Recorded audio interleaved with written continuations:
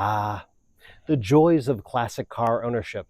You know, just the other day, my son and I were taking a cruise in Walt's car, and it was a glorious day. It was 95-degree heat, and we were driving, and I pulled in here into Thunderbird garage and shut off the engine, saw some water pouring down in front of the car. It was unusual. Opened the hood, started the engine up, and then there was spray everywhere. It seems that this old girl couldn't keep her cool. In that heat, we had blown a weld on the front end of the radiator. So that's why we're here today at Thunderbird Garage for today's episode, Keeping Your Cool. We're going to get to the bottom of these notorious Y-block V8s and how to keep them cool. Welcome to Thunderbird Garage. Thunderbird Garage, where the classics come alive. 57 Magic Man, it's more than just a drive.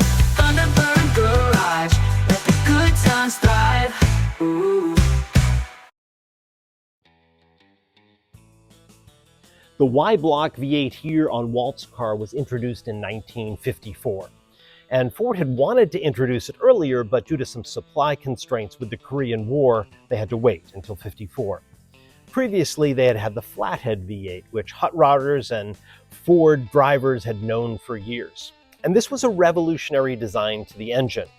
It had a deep-skirted design, and it created a Y effect when you looked at the cylinders to the crank.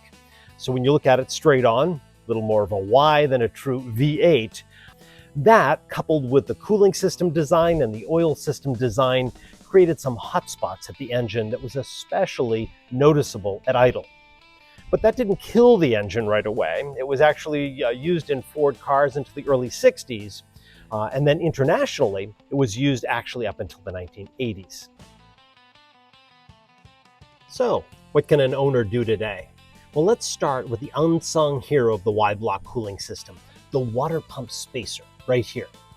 Now, the original spacer had a design flaw that choked the coolant flow, but thanks to a dedicated enthusiast and a U.S. Armed Force veteran named Christopher Ames, we now have a solution. Chris spent years of his life designing and patenting the Paragon A-432 Spacer. It's a piece of genius engineering that corrects the original flaw, and it's simple. It's a simple cast iron piece that reshapes the cooling path and dramatically improves flow, solving the core of the problem.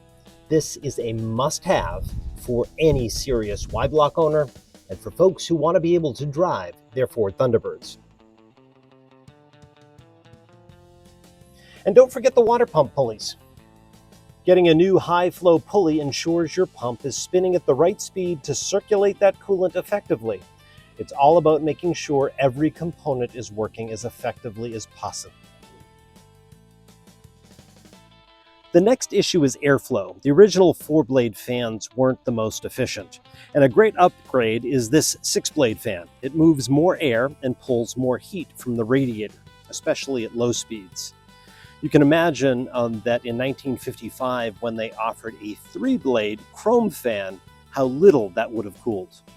But you can also get a fan spacer to make sure it's properly positioned in the fan shroud for maximum effect. So this actually moves the fan into the fan shroud more effectively. And if you want the ultimate solution for cooling performance, especially if you live in a hot climate or you're stuck in a lot of traffic, you need to consider an aluminum radiator. The original copper brass radiators were good for their time, but a modern aluminum radiator is far more efficient at dissipating heat, and it's a significant upgrade that will keep your engine running at optimal temperatures no matter the conditions. Another way to control the heat of your engine is with a new thermostat. This is a high-flow 170-degree thermostat from our friends at Casco. Goes in here in the thermostat housing. And once again, it's just another tool in your tool belt to help when the car's at temperature to control the heat. Sure, the Y-block and the Thunderbird has a reputation for running hot, but the story doesn't need to stop there. You can swap out your radiator for an aluminum one, as I've done. You can introduce a Paragon water pump spacer to get additional water flow at idle and beyond. You can introduce a spacer for a 6-blade fan to position it better into the shroud.